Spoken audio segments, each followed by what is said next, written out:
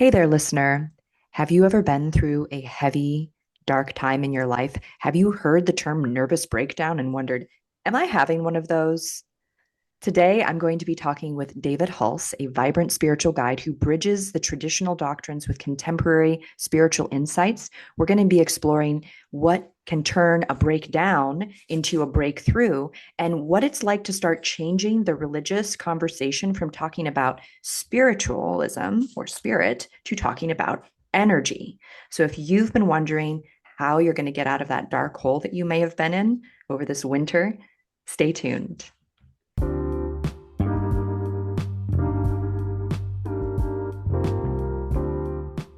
Every day there is a forgetting, and every moment there is the possibility of remembering.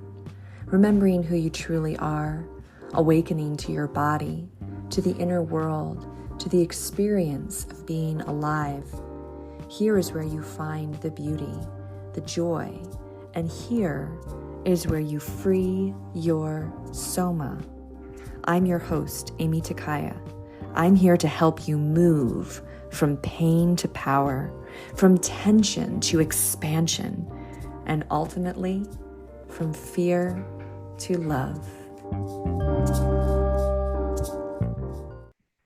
Hi, David. Nice to finally meet you.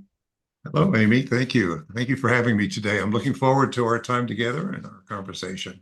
Absolutely. Yes. I was looking over the different subjects that you explore, and there really is a wide range of things that you're able to talk about in great depth because of the background that you have and the life experiences that you've gone through and just the years working with people. So I'm really excited to see like the range that shows up in this kind of natural conversation between the two of us. And I usually start with a question to kind of invite you to dig in and see where this goes. Okay. And, on the subject of a nervous breakdown, right, which is sort of like a pinnacle, it's like the mountaintop that one might reach, but there's lots of heaviness on the way there or lots of anxiety or however it's showing up for a person, right? What would Mhm. you say to somebody who's in the middle of that, who's having their so-called dark night of the soul, and they feel like they don't see the end in sight? They don't know when this phase is going to end, right? What would you say to someone who's in the middle of it? Okay. Well, I would say to them, lift your consciousness Mm, to see this from a higher state of consciousness that we would call, I guess, a spiritual point of view. You got to see it from the higher self. The higher mm, self sees all of this differently than our everyday mental consciousness sees it. You mentioned something a while ago that was very important. It was one of my twists on my path, and that had to do with, do you want to work with what's breaking down and fix it, or do you want to work with what's breaking through? mm, Now, I didn't get that intellectually at all what that meant at the time, but something kind of out of the cellular memory of my being said, I choose to work with what's breaking through. So that's what I've been doing for a lot of years, is trying to realize that all we need to do is remove some of these blockages of where we've gotten stuck in our religious influences, political, all of the 3D systems has kind of brought us to an end in itself of what it can give us. So mm. it's kind of imploding on itself and it's in a breakdown position. So we're living. Now, what I want to appeal to the listener out there for them to really feel, not think about what I'm getting ready to say, but I want them to feel like, have I chosen to be here at this time? Mm. Am I just an accident between my mother and dad coming together and creating a body for me? I think there's people out there in these podcasts like yours who need to understand that what is happening to them, whether we perceive it good or bad, is spiritual. It's Mm. spiritual. It's all about our evolution. It's all about getting us to the next level. So, going back to breakthrough, you have to realize the first thing that you're going to feel as new energy. I call it fifth dimensional energy.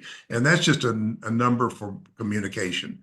But if you look at three-dimensional time space, as Einstein talked about, we would 5D kind of as the next dimension that's coming into us. And 5D represents to me photon information or data that is trying to come in from 5D. And I hope we can talk about that a little bit later because I think that's the only way that we can navigate ourselves through this time of living through breakdown is to be able to have that higher vision of our purpose for being here at this particular time. But when this new energy, this new dimension gets into your field, we're talking to people who probably meditate, people who contemplate, people who are in spiritual type of modalities and whatever, who are open. They're Right. open. They've opened themselves to the next thing that's getting ready to happen on the planet. Well, the first place that you're going to experience that is in the nervous system. Mm. That's the first thing that is going to happen. It's going to happen there because it's the highway where everything is connected viscerally and into the body. Everything is connected by the nervous system. It's the carrier of information to every cell and every organ of our body. So a lot of people who are beginning to experience that begin to experience such changes as sleeping patterns. None of the old things work. 8 hours of sleep, eat 3 times a day. All of that gets disrupted as the nervous system is restructuring itself to fit the new energy that is coming in. So that's a time in which we can perceive it as a time of what's wrong with me. The things I'm familiar with is not happening to me. It's kind of a new territory. Right.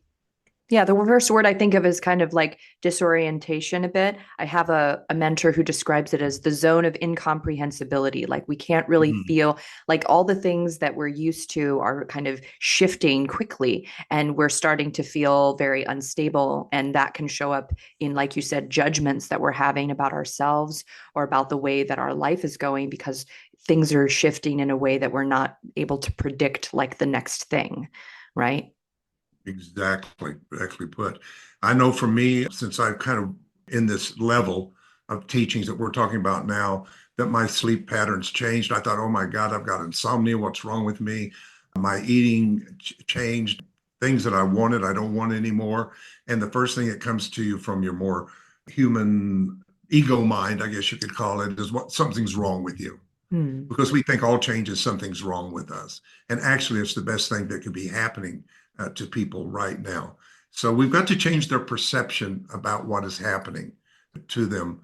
And the thing that I love about you and your title is bringing it into the soma Hmm. level because I think, as I told you earlier, I think we've bypassed the body long enough. The Hmm. within me message was very important from an old man out in the sky to a presence within ourselves was a very important step. But we can't get stuck there either, because what we've discovered in ourselves is becoming us all the way to the cellular level. And Mm. that's why you're feeling it in the nervous system. You're feeling it in your body. Symptoms. I know so many people, including myself, that gets a symptom. And when I react to it, I run to the doctor. The doctor takes the tests. They're fine and they can't diagnose me anymore because they don't know how to energetically diagnose you. That's what every doctor needs. When they put us in those little rooms and leave us for 20 minutes with nothing, Mm. wouldn't it be nice to have a practitioner come in with say, in my case, tuning forks, but with something energetically, Reiki or something like that, and literally energetically diagnose the patient before he comes in? Mm. Aimee, one thing that I love is about every doctor I go to, medical doctor I go to, has a tuning fork sitting there. If Mm. everybody will notice, there's a tuning fork in the room, and it's a 128 hertz tuning fork that is given to them in medical school to test such things as neuropathy on the feet or numbness or whatever. And I love picking that up and saying, a $20 million grant went in to study this tuning fork to prove that it spikes nitric oxide in the body. Wow. So they don't even know what they have sometimes, but and what they could do if they would really look at things more from an energetic level than just a Western, more medical idea. So Right. yes, people are feeling this. It's intensified. We are coming closer and closer to the fulfillment of our simulated 3D world that has kind of run out of things for those who are growing and maturing. And I think we've got to look elsewhere to find our information from a higher state of consciousness.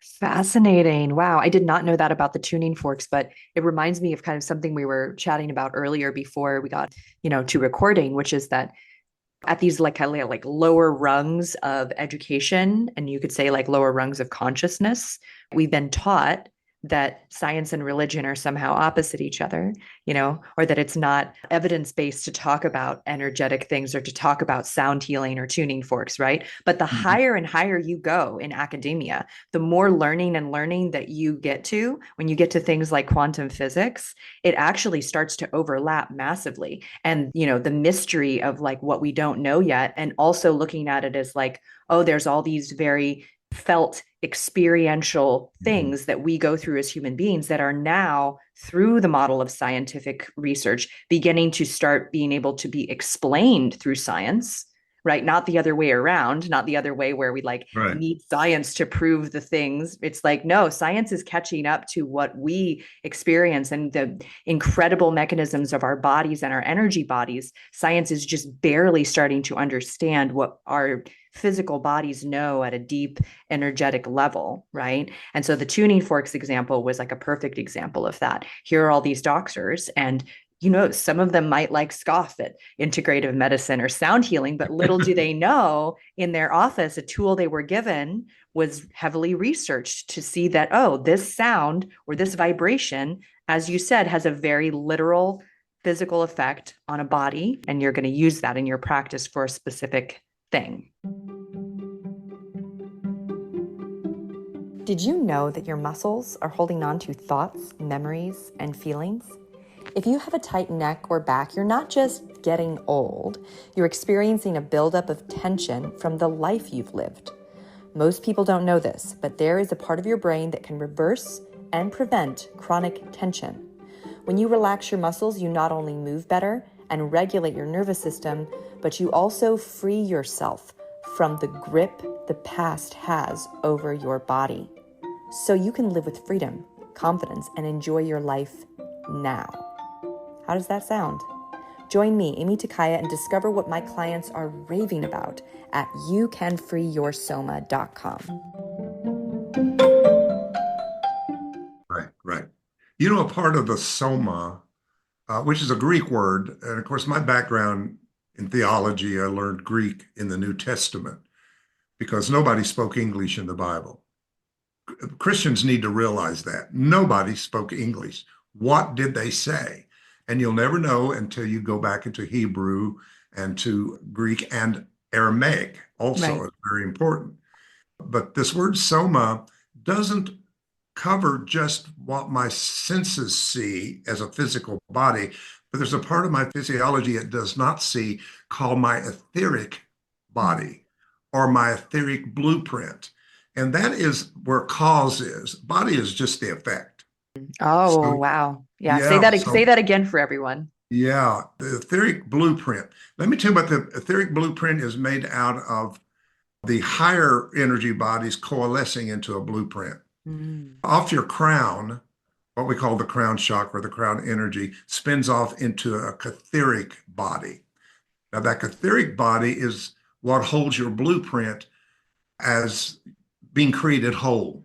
See, we're already created whole. That's already done. We got to stop coming from, I don't have it, I need to get it, to I have it and I've forgotten and I need to remember it. So Mm-hmm. we're moving from linear to vertical. Yeah. That's what the cross means. It means coming to a crossroads in consciousness in which you're no longer in this level, but now quantum physics is showing this that anything that ever was or could be is now in this moment.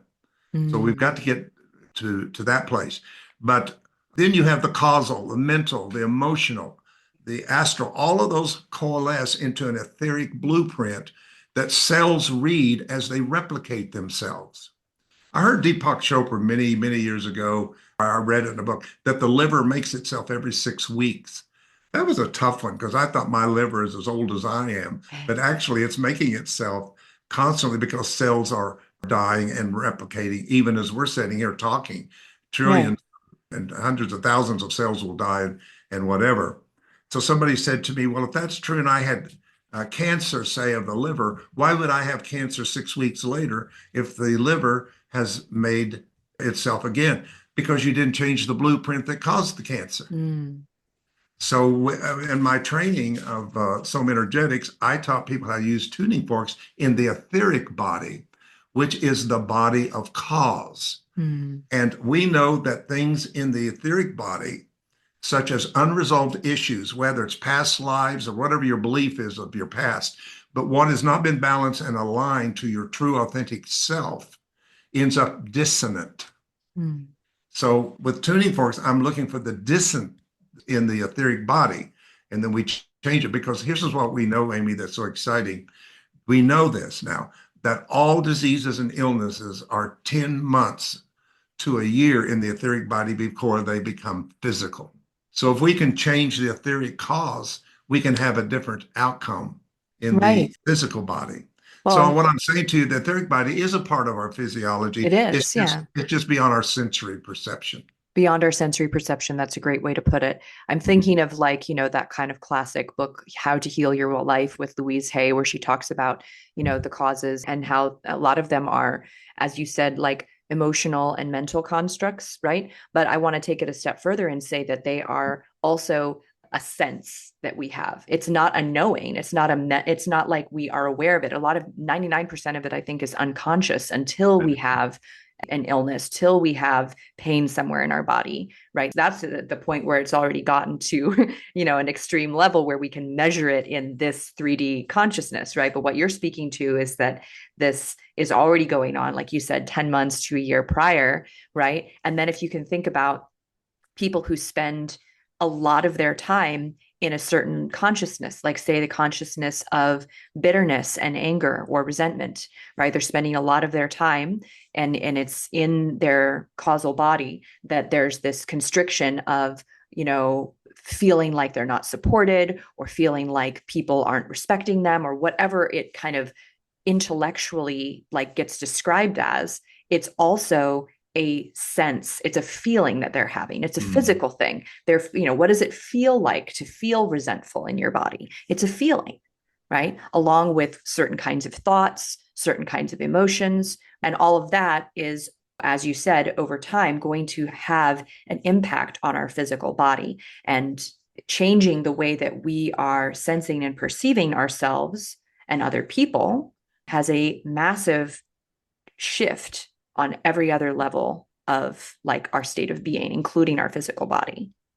It kind of reverberates out. Yes, that's a great It's word. like it's like dropping a pebble into a pond and it rippling out, way beyond the space that it actually hit. And Mm, that's what's happening right now. There's a rippling out of this energy with new vibrations and frequencies that has not been part of the so-called third dimensional norm. So everything that's happening to us doesn't feel normal to us in the beginning when we're in our reactive mind because we've adapted. We've adapted to a lot of lack in our life. And, mm, religion has been there to support that idea that you can't really have peace or health or anything in this world of sin. You have to wait until you die and go to heaven, and then you can have all of this. And that is not at all what is taught in the true. I teach a lot on the Nag Hammadi lost books of the Bible. And if you really get into those before man tampered with all of this, you'll see a whole different teaching completely that is more in line with what we're talking about now, even though that was 2,000 years ago in the first and second century before religion became institutionalized and centralized and dogmatized to be this and everything else is heretic. I'm proud to be a heretic in that way of perception right. because I think that we're coming back to a powerful time of remembering a lot of what we have forgotten because it's not been awakened in our consciousness through these systems of education, religion, or any other system has really not kept us informed of truly who we are until we have laid with this pseudo self, the Mm, person we think we are, which is a bunch of labels that have been put on us. And you got to peel those labels away. You got to realize I did a teaching this Sunday in my spiritual center here on the power of the I am, the term I am. And I was talking about how right now across town there's a group saying, I am an alcoholic. There's another group over here saying, I'm a born again Christian. There's a group over here saying, I'm a Democrat, I'm a Republican, I'm an atheist. But they all only heard the label. They Mm, didn't hear that they all came from the very same point in consciousness. I am. And mm. you know what, Aimee? If we could stop the labels and all just come into a collective I am, we could totally wake up out of the illusion of separation and of this 3D world. Wow. Yeah. You know, I think of it as like when you just say I am, there's possibility, there's endless possibility, and there's so Exactly. much that you could, orient to at any moment, right? That you could meet the moment of whatever's happening with your full presence and awareness. When you start to really funnel all of that presence and awareness into, as you say, a label or as a thing that you are, now you're incredibly limited. You've just Mm. limited your perception, you've just limited the people, you've drawn lines in the sand between who you can relate to and who you can't. And I think that a lot of us, we want to live and be more limitless as human beings, right? But, what do you think it is about, humans that at the same time as we might want to be limited, why is it we choose to limit ourselves? Why is it we make ourselves smaller? Well, I think we're still under such a powerful morphogenic of consciousness that reminds us every day of who we are not, but who we think we are. I think the system supports that. Yeah. It supports separation, it supports lack, it supports need. And I'm just so excited that, and I've been in this a long time, and I've been pretty alone out there 30 years ago or so, but now it's just breaking through everywhere. It's coming out everywhere. More about our authenticity and who we truly are. Some call it the divine self, some call it Christ consciousness. Whatever you choose to call it, doesn't matter, but we are discovering ourselves. And as we do that, I think we're going to awaken one of the greatest spiritual so-called tools that we have, and that's our intuition. Mm, We need right now to be extremely intuitive about what we're qualifying as our beliefs, as our realities. And I think that this is something that all of us need to really be empowering people with is the ability. I love this idea in quantum physics of the silent observer. mm, That has helped me so much. I'll have a group sometime just close their eyes and visualize a red apple or something like that. And then I ask them who's looking at the apple. And I think once we get out of the perception of ourselves as we've been made from the outside and start observing ourselves from the inside out, we begin to see areas of ourself that need to be realigned, need to be balanced and tuned. I like this tuned idea. You can do that through crystal bowls, you can do that through so many things. And the thing that I love about bowls and tools like that is they're not plugged into the grid. mm. I know this sounds old fashioned. I'm aging myself, but I love the idea of a tuning fork that I don't have to use technology for it. It's just a pure raw vibration that's not connected into the system Right. of technology whatsoever. And I have found that to be a very powerful tool for me. Yeah, I mean, I have a singing bowl up there that I use, after I do body work with someone. And, what I usually will say, if they're not familiar with it, is like, okay, we just did all this neuromuscular work. We just got your nervous system to release all of these, contractions that were going on, and they feel very like kind of open. And then I usually say, and now this, sound that I'm going to bring in is going to kind of invite the energy field to shift more fully and complete kind of the work that we did with your Mhm. physical body. It's going to now like invite what's ready to let go or move away to do that. And it's a pretty strong bowl. It's a 432 hertz A, and it's Mhm. made with Powerful. crystal that has lapis infused in it. So it's a pretty strong sound. The woman I worked with yesterday, she said she felt it bilaterally. She felt like it Mm. go in and out of both ears, which I know has, some different kinds of brain benefits to stimulate the both sides of our cortex. I'm Yeah. just going to ask you if you are familiar with the solfeggio frequencies. What are the solfeggio frequencies? Yeah, That's what my tuning forks are based on, solfeggio frequencies. Solfeggio frequencies were frequencies, we don't know how far it goes back. We can trace it to Egypt. I think maybe it's a possibility Atlantis. It's how far your consciousness will take you back. But they were really sung in the pre-Catholicism. Mm. You know, all these religions all started out more mystical. Yes. Yeah, I mean, Christianity didn't start out as the Christianity we know today. You know, there was the Essenes, there was the Gnostics, there was early people for that. In Judaism, it was the Kabbalah. In Islam, it was the Sufis. And all of these are the early people before man got in there and organized it into the religion that it is. And so when the Catholic Church was doing Latin, they were singing these frequencies called solfeggio. They're all in Latin, and many wonderful things were happening when they did the Gregorian chants in these particular frequencies. And then, as the church would do, brought in somebody and said, "No, we cannot teach these any longer. Um, we're going to teach it differently." So they changed the frequency. Mm. Just like you mentioned 432, this is Yeah, the it's changed original to frequency of 440 tuning. now, right? Yeah, so that's all been changed, which makes us live an untuned life because we're not aligned, because frequency is what aligns us in that way. But I wanted to say, when he came along and changed it to do, re, mi, fa, sol, la, ti, do, which is a Western idea, uh, do was oot or ut quint laxes. And he came along and said, but we can't sing a song or a tone that ends in a consonant. It has to be a vowel. And he changed it to do. Oh, Next thing okay. we know, we have Julie Andrews in the meadow with the kids saying doe, a deer, a female deer. So unfortunately, Western music, and I'm not saying I don't like it because I grew up with it, but it's not helped us.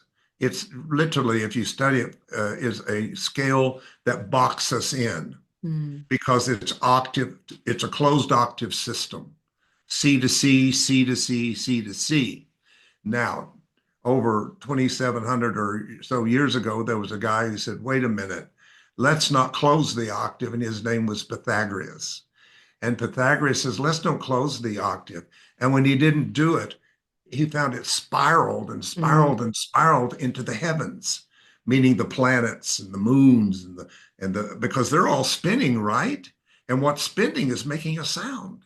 Mm. I used to carry this hose around to the workshops and I go like this, go woo, woo, woo, woo, woo, woo, at some point. Well, the planets are making a sound. And he brought those sounds down to Earth, heaven to Earth, actually vibrationally in what's called the music of the spheres, if you've heard that Mm. term. And so uh, the solfeggio kind of is that part of not closing 12 tone temperament, Western music, but it's opening it and catching the cycle because everything is cyclical in that way. Everything spirals. That's why Right. we have what we call chakras. Because if you can see energy spiraling, it looks like a wheel, right? Which is the Sanskrit word chakra.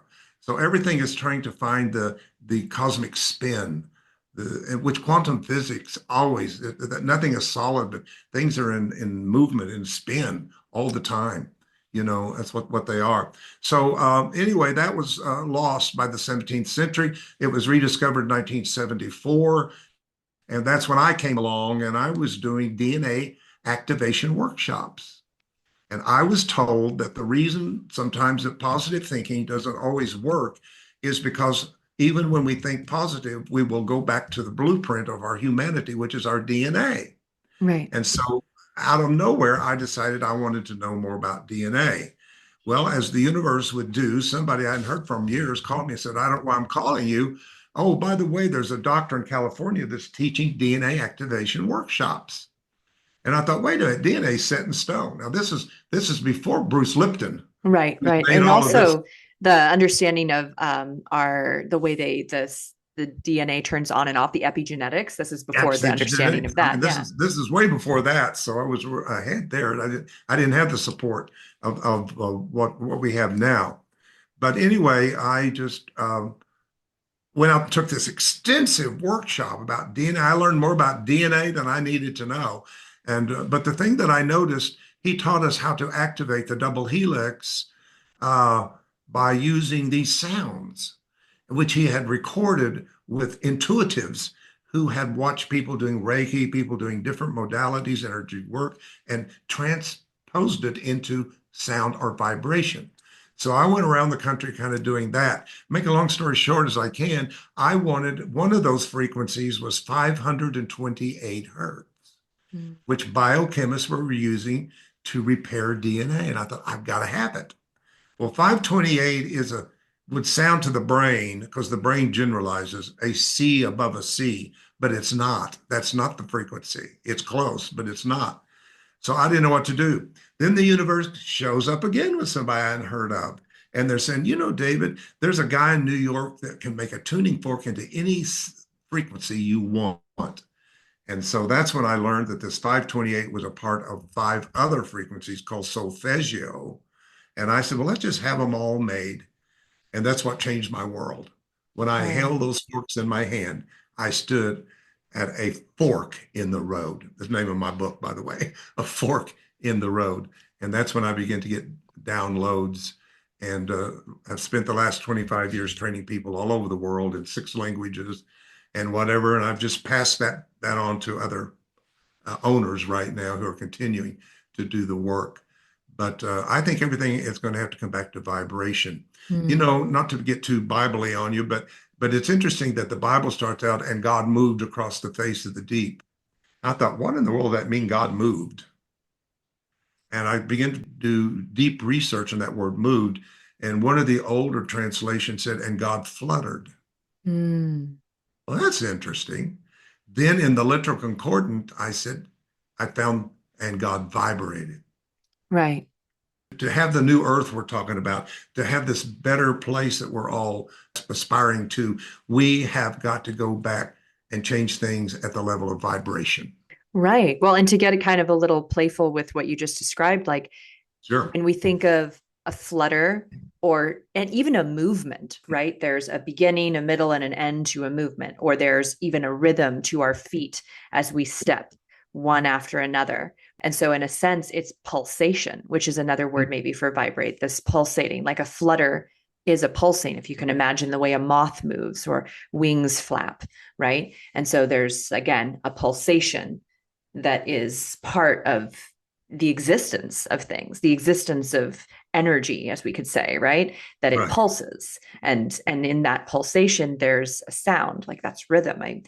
That's the rhythm of our heartbeat, that's the pulsation of our blood throughout our body. Like we are that, and there is a tone to it. I want to ask something kind of, Mhm. as we mentioned earlier on about like the dark night of the soul, or going through these physiological changes that can feel very disorienting and confusing. What might it be, if there's a few possibilities, when somebody's having like auditory stuff showing up, like ringing in their ears, or popping, or different tingling sensations in their ears? What does that kind of stuff possibly mean or represent? Great question. Great question. And I have had a lot of clients with tinnitus, you know, with that sound in the ear thing. Now, I want to say, before I say anything else, that sometimes these things need to be medically looked at. I'm not against that. I'm not against people going and seeing what the doctor says and getting your diagnosis, and then, but not giving your power away to it. Come back, meditate, get with an energy person, and see exactly what's going on from a different level. So I think that I forgot what I was going to say because I had about 10 things going into my head. But if we can really tap into the energy thing. Now, this dark night of the soul is a very spiritual experience. And I'm a believer at one level of consciousness that there is only light. That is the reality. I could simply tell you right now where I am, the sun is shining. And I know that's day because the source of light out there is the sun. Mm. Now, this evening, there will not be any sun, and I will call it night, but there is no source of night. There's nothing causing night other than the absence of the sun. So what I'm getting to is I really found my answer about this light and dark thing in a quote from Carl Jung, if I'm saying that right, the psychologist, Swiss psychologist, who said that darkness is unconscious light. Mm. Oh, whoa. I mean, that was a gnosis moment for me. It was an epiphany. I get it. There really is no darkness or night. There is just an absence. And I think right now, the more 3D simulated world becomes more distant to us, more diminished, less strong to us, that there is that place in between Mm. where things start looking like it's darkness, but it's actually unconscious light that is coming in. And that's why uh, programs like this and platforms like this is so important that people can go, okay, that means that there's parts of me that's been in the dark. See what I'm saying? If you don't know something, you're in the dark about it. It doesn't Yeah. mean Yeah. doesn't mean you're stupid or something's wrong with you. It means I've not been exposed to that information.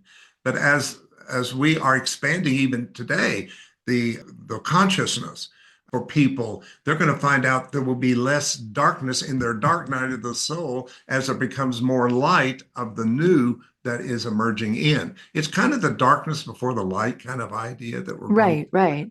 Yeah. Well, and also like when you're in it, and this is something that I've been exploring a lot in my own experience is like sometimes the heavy feeling in your body and the overwhelm and the things that people label bad, sometimes it's actually a very intelligent strategy to like get myself to rest, to stop doing and to start receiving and opening to receiving, right? And a lot of times people resist that because they think something's wrong and then they try to like take some kind of action to fix the problem versus kind of surrendering and allowing yourself to rest in that darkness to allow for the shift and the change and the healing that your body might need to do, that your consciousness might need to do. If say on a more kind of energetic level, there's a letting go going on in your life, letting go Mm. of a relationship, letting go of a place that you lived, letting go of whatever it is, right? A job, an identity, right? There's a grief process in the letting go. And letting go, it is a surrendering. It's kind of an opening of your hand to let whatever was there fall away, right? And it's natural for there to kind of be an emptiness at that moment of the letting go process, right? And it's like, can we trust that? Can we trust that it's okay to let go, that it's okay to feel the sadness that comes with letting go, right? Or do we keep gripping and gripping and gripping and trying to hold on and make the process more and more unpleasant and uncomfortable for ourselves, right? Like that's kind of how I see it when I'm going through these moods, you might say. I have moods that I go through as a woman or, as a person, right? Sure. And can I rest in my mood? Can I let myself be in the mood that I'm in? Can I let myself be tired and, grumpy and just rest in that? And when I do that, it has way less control over me because like and another way to put it would be like I kind of let the light in. I surrendered the grip and I surrendered the battle. And in doing that, then the light starts to kind of come into that dark space with me, you know, and all of it gets illuminated even just 2%, and it's less scary. That's very good. I like what you just said. That's amazing. Yes, I think we need to look at this whole idea of the dark side of the soul and darkness as a different thing. It's interesting you said that because I just told a group recently to quit fighting the fact if you feel like you want to be inactive, if you want to go lay down, if you want to take a nap, don't let that ego mind go in you. You're lazy. You should be doing something all the time to be productive. No, I think that we're getting so close now that a lot of our soul level is doing some really intense work right now. And I've noticed, and I'll just put this out for anybody that wants to see if they resonate with it, but there's something going on from about 3 to 5 o'clock in the mornings for people. So if there's anybody out there that's waking up and you think, oh my God, I've got to have this 8 hours sleep, I can't make it to work or whatever, I think there's something it's a portal that's opening up for some spiritual work to be done right now. And as you said, we need not to struggle and fight against these things because we make it stronger actually than if we give in to it. Yeah. I read a book years ago, and one of the chapters was a quote, again, out of the Bible, but I never heard anybody talk about it. But it is the teacher saying, agree with thine adversary quickly, lest he bring you before the judge and cast you into prison. I Mm. thought, what an interesting statement. I've never heard it in the church I was grown up, but the word agree means to understand. So the more people understand what's going on with them, that this is very spiritual or energetic in nature, and it's not something's wrong or I'm being punished or I didn't meditate long enough or I should have stayed with my qigong and I've been missing my yoga classes. All those things that tries to accuse us of not being enough. And he that understands the adversary understands it's not your adversary, it's your teacher. It's your opportunity. This is when we grow the most when we're going through it. You mentioned moods. I think that's like an orchestra. Your body is like an orchestra, okay? And you go down to the symphony and you go in, and all of the different instruments are trying to tune, and it sounds awful.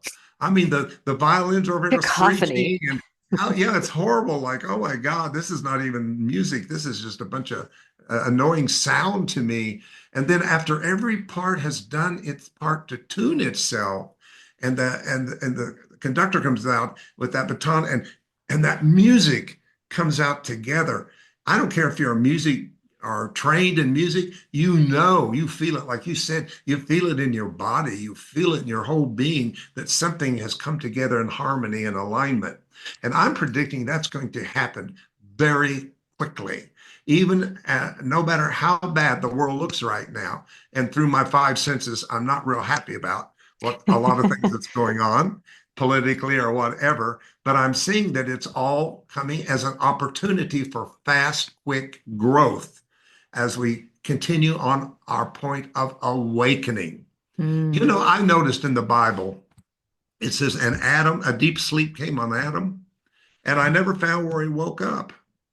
So it wasn't like it was sleep. There is the word stupor, or the word we get stupid, but it means a word that went into an illusion, a maya, or a dream. An unconsciousness. Yeah. An unconsciousness, exactly.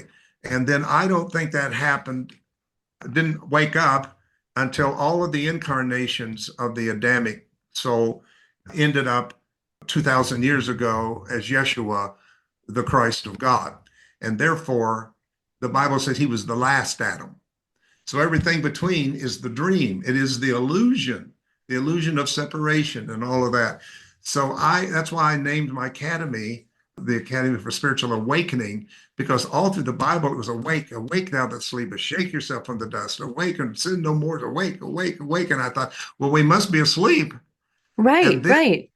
yeah, we must be in a state in which we're dreaming this whole thing, and it's not reality. But I'll tell you what helped me that came along was A Course in Miracles. Mm. Yes. Marianne Williamson, Hmm. back in the 80s, was what gave me the religious language I needed, but a different perception Yeah. of how to look at these things. But anyway, that's Yeah, kind it's interesting you bring up A Course in Miracles. I had been kind of wondering, I was wondering where kind of the link or the change and the shift came from, the kind of, religious perspective and moving it into these other dimensions. And that makes perfect sense. My dad has done the year, the whole book in an entire year, everyday lessons. He's done it yeah. 7 times, Wow. which is a pretty big accomplishment, I That think, is. because it's a lot. And then, so I grew up around it. And then actually I learned this is a very fascinating thing. My mentor, Eleanor Criswell Hanna, she's an academic. Now she's passed this last September, but her publishing company back in like whenever it was published in the 60s was the first to publish A Course in Miracles before it was officially published. Like the first Okay. draft was published by her. So I just find Right. it very fascinating. Like it's kind of like these themes, that we get to experience in our lives that sort of point us in a direction. And, then there's people who are probably listening who may have never even heard of A Course in Miracles, I right? know. And yet it's been something that's been in my energetic field like pretty much my whole life in various ways, right? A Course in Miracles finds you, I think, more than you Yeah. find it. But I needed it because in 1988, I had an experience that I lost my belief in God. Well, Mm. I'd been ministering for years, so I was pretty, excuse my term, pissed about it. Like, this is where I end up, all these years of preaching about God and all that. And then all of a sudden now I don't know if there's a God. But I tell you, Aimee, bottom line, what I found out is that I didn't lose whatever we call God. To me, God is an intelligence, a consciousness that's undefinable, non-local. It just is, whatever it is. It's an intelligence that's always working toward the higher good of all things. But I didn't lose God. I lost my belief in God as I was taught it by my religion. But I had made that become God. Mm. People make God psychologically an idol in their mind of what they're told God is. And there's a place, if you allow me, that I really like in Psalms that says, they made idols that had eyes that could not see, ears that could not hear, a throat that could not speak, feet that could not walk. But the scary part is the next verse, and they became like them. Mm. So when I have an idol of God in my mind that God is vindictive, guess what? I will be vindictive. Right. Mm. Yeah, it's so interesting that quote right there. I feel like that's that Simon and Garfunkel song. It's Psalms 115 for Right, but reference if anybody's people interested. talking without speaking, people hearing without Yeah, yeah, listening, the sounds of yes. silence, right? Hello, darkness, my old I friend, right? love I that. I bet love it. that's where they got that from. I bet they got that from the Psalm, right? I And think about so. the idolizing that we create in our brains and then end up mimicking, right? And I think that that's like very natural. And you're hearing a lot of people nowadays talking about like, oh, it's about the main five people that you spend time around. You become most like them, right? So Yes. choose your company carefully, right? And we can think about that like energetically, or even nervous system wise, like we're co-regulating with other people's nervous systems. Right now, Mhm. people listening to us, to the vibrations of our voice, maybe they're seeing us on the YouTube video, right? They're engaged with our experience and our perspective and our nervous systems right now, even across the ether of the internet, right? And then, that's like you said, why conversations like this and having people, to listen to interact with, it's so vital to our growth because, they could be listening to something else right now that was be having a completely different effect on their consciousness, That's right. putting them in a state of fear, putting them in a state of being disempowered and frustrated, right? And then they'd be carrying that with them in their body and in their nervous system for the rest of the day, right? Right. Absolutely. So we are vibrational frequency beings that's always creating an environment out of our frequencies and vibrations. And who comes into the what we call the field? The field is my world that I live in. And who comes into my world and is going to somehow interact with my frequency and vibration, I'm going to interact with their frequency and vibration. So I think the more conscious we become, the more awake we become to be more mindful Right. of how that we're co-creating our environments, Yes. the more easy that it's going to be for us. My Yes. favorite analogy, and it's been worn out, but it's that little caterpillar guy. I love the caterpillar story so much because he's nibbling on his leaf and he's eating all of his resources, just like we're doing in 3D. We're just kind of destroying our resources. And he comes to the end of his resources, or she, whatever, and says, "Where do I go from here?" I think there's people out there that's saying the same thing. Where do I go from here? My religion didn't quite do it for me. I've tried this, all these things. I'm just kind of at the end. But you can't be at the end if you're not also at the beginning. Beginnings Mm. cause ends. And I just think people should realize that that little caterpillar at that moment, and it took that moment, that something awoke in that caterpillar that caterpillar didn't know it had. Mm. How many people listening to us really know their own potential? We only use 3% of our genetic material. Einstein used 10% of his mental consciousness. If these people are using those kind of numbers, what are we using every day? Yeah. Most of us. Another thing that changed everything for me when I was kind of transitioning out of ministry was I was in Memphis, Tennessee, horrible situation. They put me in a horrible motel. It was a dangerous part of town. Anyway, it was just not a good situation. And that's the time I was losing God at the same time. Mm. So here I was trying to teach and do this thing, but I wasn't into it whatsoever. And a woman brought me a little, at that time, cassette tape. She said, I bought this at the store, but I didn't like it. I didn't like what was being said. I threw it in the trash. But this morning, something said to me, she called it spirit, said to her, go get that out of the trash. It wasn't for you, it's for David. So she brought it to the class and gave it to me. Well, I people give me stuff all the time, but I stuck it in my coat pocket. And so I go back to this motel. I can't get out. I don't have a car. TV don't work. I'm depressed. I'm losing God. Oh, what a mess I was in. Talk about dark night of the soul. I was in it. And so I was sitting in this chair, just kind of, and I did carry a little cassette tape player to travel with. And something said, go get that tape. It's out of your pocket. So I went and got that tape. I don't know why I'm telling this, but somebody out there needs to hear this story for somebody that they're there.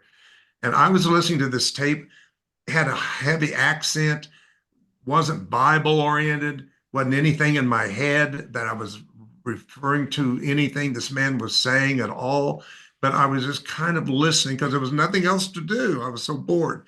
And as I did, I kind of went into that state of between sleep and awake, kind of nodding off. And the voice said on the tape, quantum physics has found out what we called empty space in the cell is not a vacuum, but a plenum of an subtle electromagnetic field of all possibility. And Aimee, I shot up out of that chair. Every cell in my body, talk about a somatic experience. My body lit up. My brain's still over here going, what?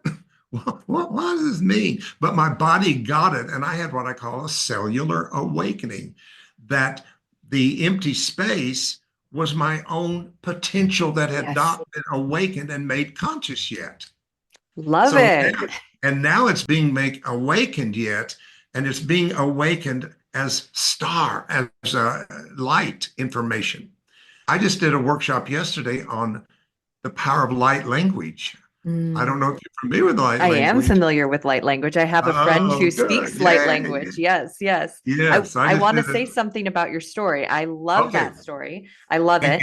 And I think that there's a really interesting kind of parallel because when okay, so I'm going to talk about kind of what you were talking about, but on a muscular nervous system state. So you are in this motel, right? And you're in it. You're in your pattern of frustration. You're looking around you, and everything is kind of a feedback loop for that frustration, right? Right. And in that frustration, there is literally probably like a muscle pattern or a contraction of your muscles in your body that goes with that, conscious or unconscious. Maybe you laid down because you're tired from your shoulders from standing around all day or your feet hurt, right? That's how it might show up at the moment.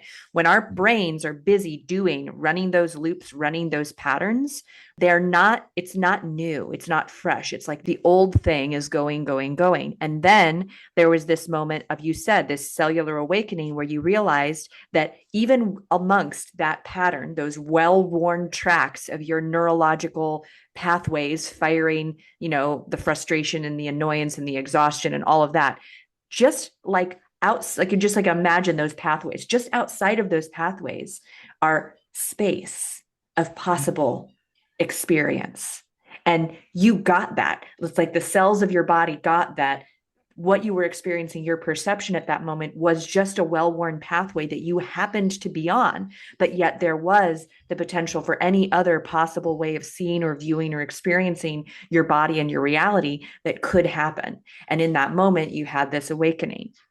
Now, this is extremely similar to the work that I do with people. And when I do the neuromuscular release work, people describe, oh, how does your leg feel? Oh, it feels light. They literally say it feels like light. Sometimes Mm, they say it visually, like when they sense from the inside, this side of my body is light and this side is mm, dark, right? mm, And mhm. they will describe it as light. And I talk about those well-worn pathways, those contractive patterns of how we've been seeing and viewing things. It's our untapped human potential. Because Yeah. when we're caught up in all that, we can't see what we really are. we can't see other people and other situations as they are. We only see them as that well-worn pathway would have us look through that tiny little window of Mhm. possibility, right? That Mhm. narrow view of I am exhausted and frustrated, right?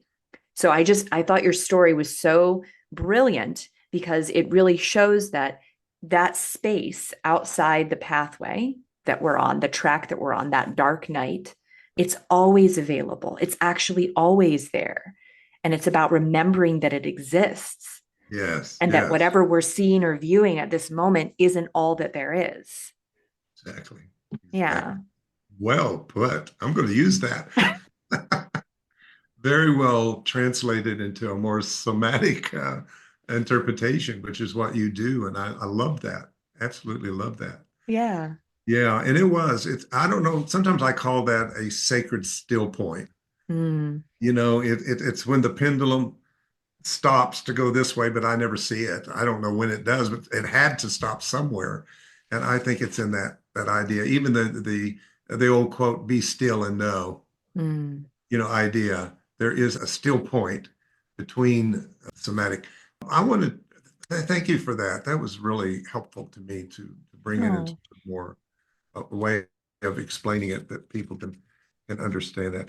Wow, this is so exciting to have this connection with you. That because I never know in these podcasts, and I do a lot of so far so good, but this is a real good match for that way. But that changed everything for me. Is I realized that maybe what we're calling the divine within is my own potential that has not been awakened into consciousness. Mm. So I saw this God thing as a more abstract thing than somebody that's anthropomorphic, Right. man in the sky kind of Some thing. father figure who's failing you right now, Yes, right? Yeah. exactly. So Yeah. that changed everything. And just so happened it was at that time that Course in Miracles came along. So it was a really nice transition for me because I was still wrestling with, well, what's this sin thing? What is that?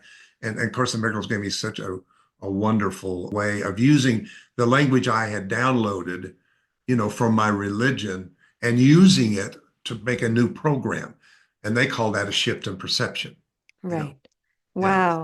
was Well, this has amazing. been an absolutely amazing conversation. I'm loving this.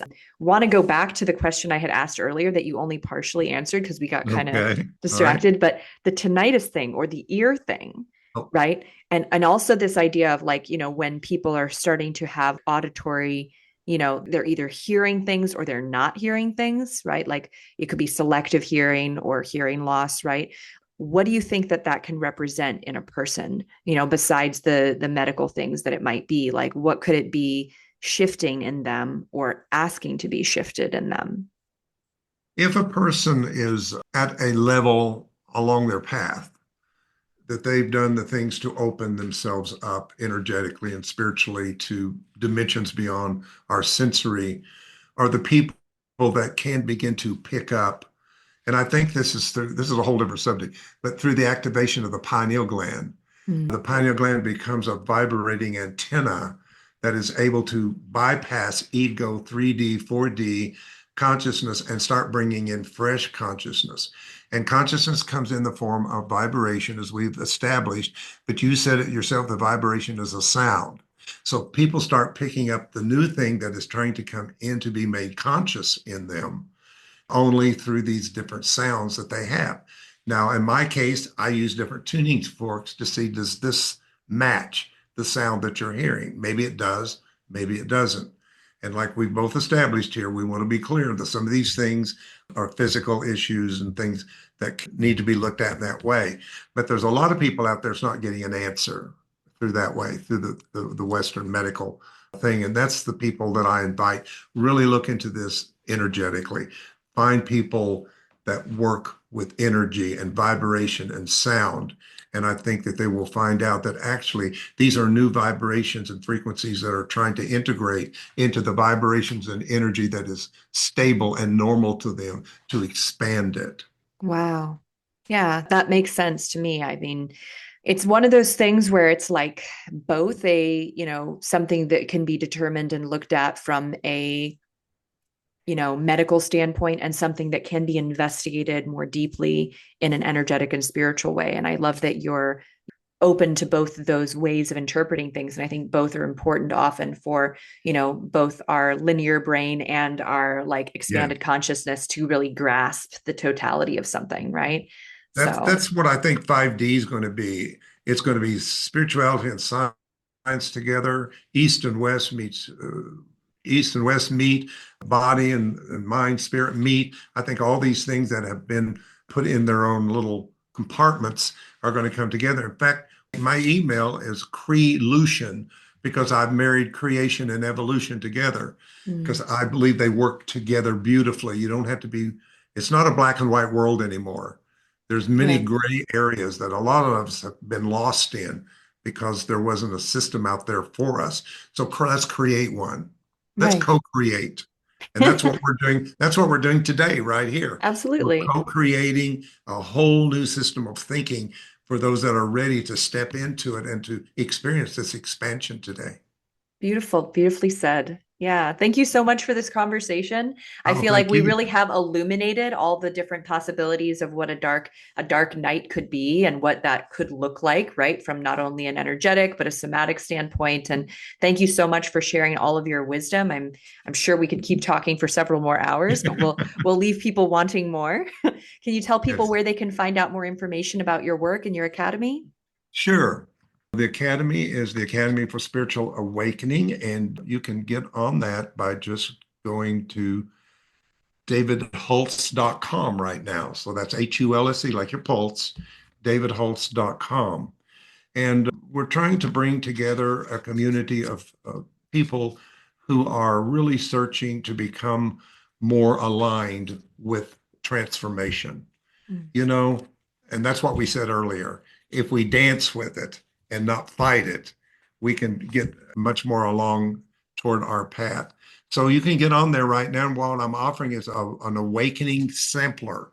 So that means for free, you can download a lot of samples of a lot of the classes that I do. I start classes with people just coming out of Bible 101 and talk about the Greek and the Hebrew and try to clean that up. So you got to clean that mm, 3D religious thing up before you move into the next level.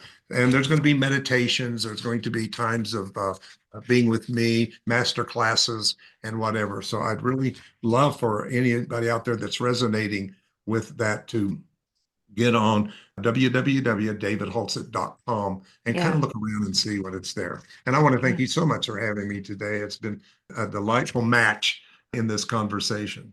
Yeah, absolutely. So yeah, people listening, check that out, especially if you have some religious trauma or hangups with Christianity. Maybe you were raised in a really like narrow viewpoint and you are looking to expand that. David sounds like a perfect match for someone who is ready to step into a new dimensional way of being and integrate that with the old viewpoints and the old, systems that weren't quite hitting the mark, right? If you would allow me, I'd also like to announce I'm a spiritual leader of a community here in Charlotte called Heartlight Spiritual Community. And all my teachings and sermons and messages are all on heartlightcharlotte.org. That's heartlightcharlotte.org. You can check out tons of stuff that I've done on Wednesday classes and Sundays also. So thank you for letting me mention that too. Fantastic. Thank you so much for coming on. And Thank yeah, you. we'll Hope we can do it continue. again sometime. Absolutely. We'll continue to be in touch.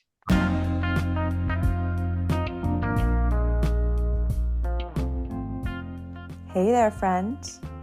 I hope you enjoyed today's episode. I would love to hear your thoughts. Follow me on Instagram at Aimee Takaya and send me a DM about this episode. I'd like to thank you for being part of this somatic revolution. And if you'd like to support the podcast and help more people learn about somatics, consider leaving a review or a rating.